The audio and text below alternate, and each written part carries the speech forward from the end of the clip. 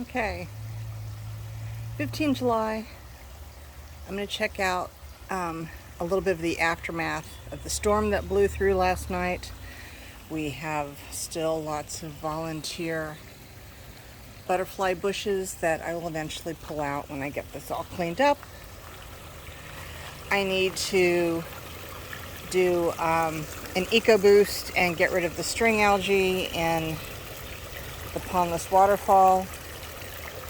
Happy with the sound, happy with the flow, need to finish rocking it and then set up one of my pond plants.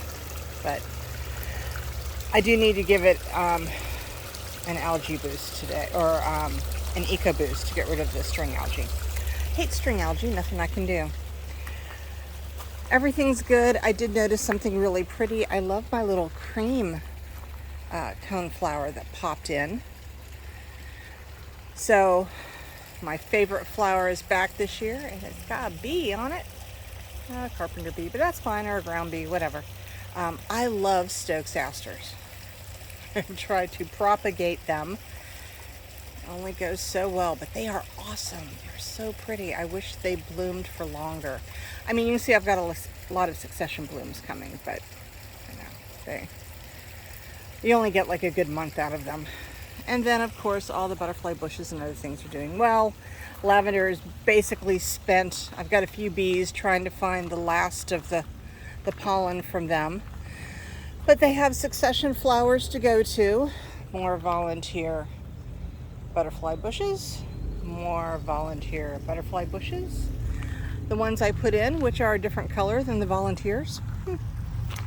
And the white butterflies that have no home because I don't give them access to kale. The Sunbelievables are looking cute, but I really need to cut back the butterfly bush. And I think these are a type of salvia that I put in, and they did really nothing last year, and they self-seeded, so they're all over the place this year. But the pollinators have loved that. I lost so many cosmos and need to weed, but I do have one that is going to bloom there with my Russian sage, whichever one it is. And you can see I've even got a little tag in there that I put in more Stokes asters, and they didn't survive. So, and then this is the helianthus that comes on late in the season. So I do have a long bloom time for the birds, or for the pollinators. I'm not quite sure what happened to the bush beans at this end. Too much water, too little water, too much sun. They do get pounded by the west sun, but so does the scarlet runner beans, and who knows. The good news is the purple string beans over there are doing really well. As are the the gold nugget cherry tomatoes. And I have cut this back, and I will cut it back again today. And I only need one. I have two, and so noted. I don't need two for next year. But we'll go around the back side. My pepper plants on this side at least get sun. I've got little peppers coming, yay, because I don't always get that. The green beans that are, and as you can see, they're actually purple beans. The minute that you steam them or anything else, and the insides, the insides are green, but they turn green when they're cooked. But at least you can find them easily when you are hunting for green beans in the garden for dinner. So, as you can see, as I look through there, my peas are done. They finally succumbed to the hot weather, so I'll go through and let the pods dry, and then I have plenty of peas to throw into soups or to plant again for a fall crop. So, and if you can look through there, I also have purple pea pods. Again, they're so much easier to see, and they're peas. So, Amish paste. Probably not going to grow Amish paste again next year. I like them. I just don't need this many. And I do like my Romas, and it was a, kind of a bake-off between them. And while these are bigger and faster to process, they're also much bigger plants. And I had this issue last year. They were just too big for the structures, and yeah, I've learned. This is the big dwarf, and I'm sure somewhere in there I actually have tomatoes. Again, it was a storm that blew through yesterday, although I think that is tomato hornworm damage, so I need to... Oh, there he is! There's the little bastard. So I will be removing him and giving him to the rooster, who just loves it when I give him goodies from the garden, aka caterpillars. So my tried and trues, mortgage lifters, and my new one is the giant crimson, but they just do really well. So I'll probably try the big dwarf again next year, but I can't argue with the success of these, and the structures hold up now that I have reinforced them with T-posts on the backside and 10-foot garden stakes on the front, and so I've had no issue. So I'm going to, one, it's true, my husband tells me I don't need this many tomatoes, and I don't. And now that I'm working from home, I can't just dump them on my coworkers' desks. Oh, that's so sad. That little tomato is crushed between its structures, and I probably can't get it out because those are pretty well,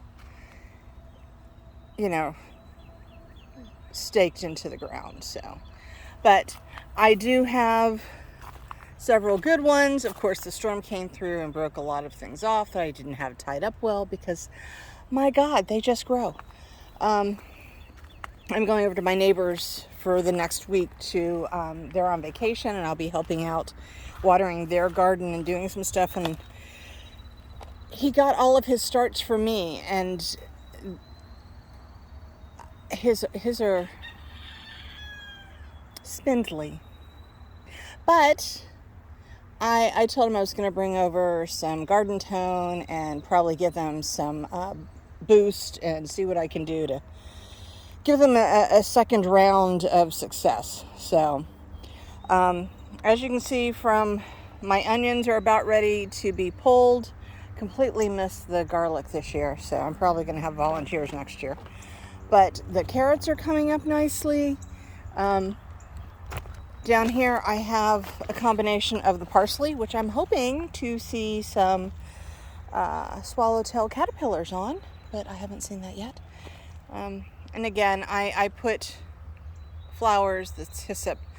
I really need to cut the bloom stalks off before they go to seed because they self-seed like nobody told me how invasive those were. And then I've got, from this side, you can see just how huge the celery is. Wow, I need to start cutting that back. Oh, well, I got a grass. You're coming out. That's not where you get to live.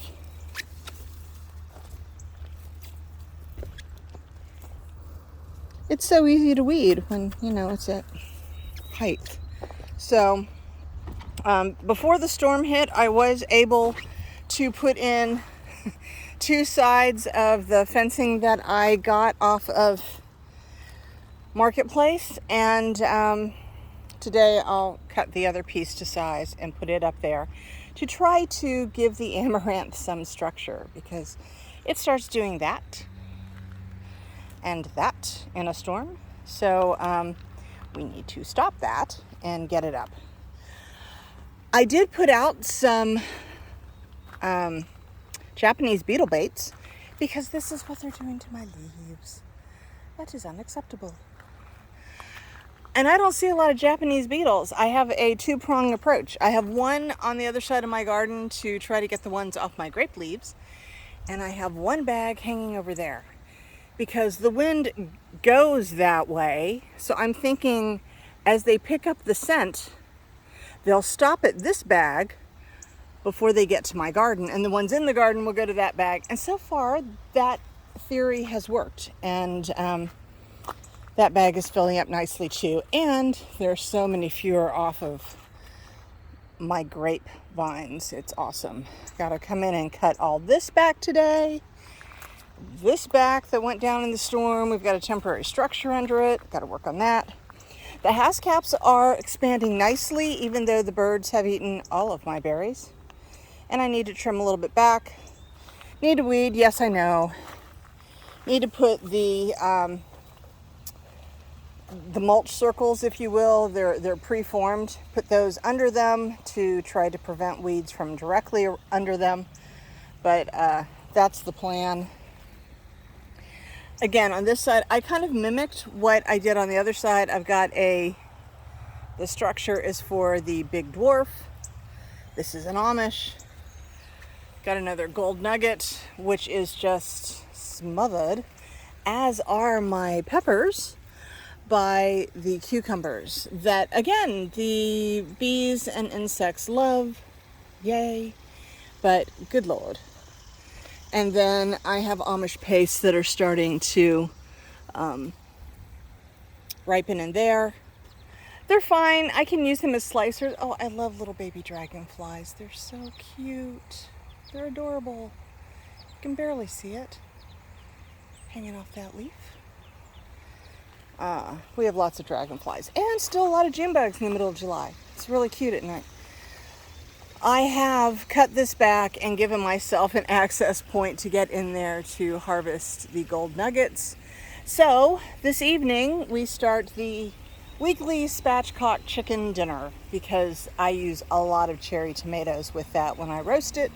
So it's a good way to go through them. Yes, I only need one. Have to pick that up.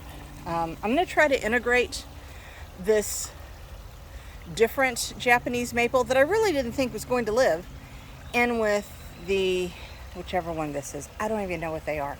But I have two that are basically the same, and the third one I thought that was going to die did not die. So I'm going to start trying to bonsai its branches into this one and get that to kind of come together and look pretty. So as you can see, I have some massive red kale going on in there, as well as a lot of kale. And it's beautiful, man. Oh, I see a harlequin bug. Well, that's got to end today. I will be after it because that's not allowed. I certainly don't have any cabbage loopers in there, but harlequin bugs can do just as much damage. So noted. And as you can see, the top, I still have a few Japanese beetles up there, but nothing compared to the horde of them that was there. So we'll just have to see if this year I even get, hi cricket, if I get any of those back, or I should say if I get to eat any grapes at all. And then coming in, I cut this back hard last weekend. Obviously, I have way too many cherry tomatoes anyway, so I'm going to really prune all of that got damaged in the storm. I can't even go to the back side on this side because the cucumbers have come this way too. And then I had a volunteer calendula. I actually have some volunteer sunflowers coming up in here. I don't know, birds, bunnies, something. And here's the, good Lord, I have lots of Asian, Japanese eggplant that I need to deal with. I need to learn how to make like eggplant parmesan or something apparently. And lots of gold nuggets from this side. Good Lord. And then the hummingbirds love the scarlet runner beans, and I love the hummingbirds, so that's a perfect. You don't eat these pods. I just save the beans are really pretty, and then I throw them in the ground next year. So, and I will be getting a lot of calendula seeds from the calendula that is maturing. All of the marigold, calendula, everything was started from seed in the greenhouse and then transplanted out. As you can see, I have, these are the purple green beans. The plants look identical to everything else, but I need to get them trained up and going over the top. And then I can still get to some of the tomatoes. I can see a nice ripe tomato in the middle. And then I cut this back hard too. I've got more eggplant in here. And this is a Turkish kind. It's small and round and orange. It's really cute. Softer skin, smaller seeds. I still don't cook with them. They're just cute. They're a trap crop. See all the holes? Trap crop. So another round of, sadly a little broken, I have Mortgage Lifter, and this is the Giant Crimson on this side and the Mortgage Lifter on this side. So I probably really need to cut back on doing some of my other experiments, because certainly Mortgage Lifter does awesome for me, and Giant Crimson so far is putting on some nice sized growth. So, and then of course I need to come in here and cut. This is the cherry coming from the other side. And I had 2 of them in last year. I'm like, nope, only 1. Do I even want 1 next year? But they are really good little cherry tomatoes, and they're prolific. So I definitely will only do 1 golden nugget. I'll probably still do a cherry, but had it not been for the Lone Star tick and the, medication aftermath because of that, I probably would have controlled it and cut it back more effectively than I did. And then obviously even getting to that side to get to cucumbers on the back side is going to be a challenge. So, but the garden is doing well. I just need to harvest more and use more, and still have a few peas that are hanging on and giving me pea pods and new shoots, but most of them that are out here are just drying and like I said, good for soups, good for starts for next year, all good.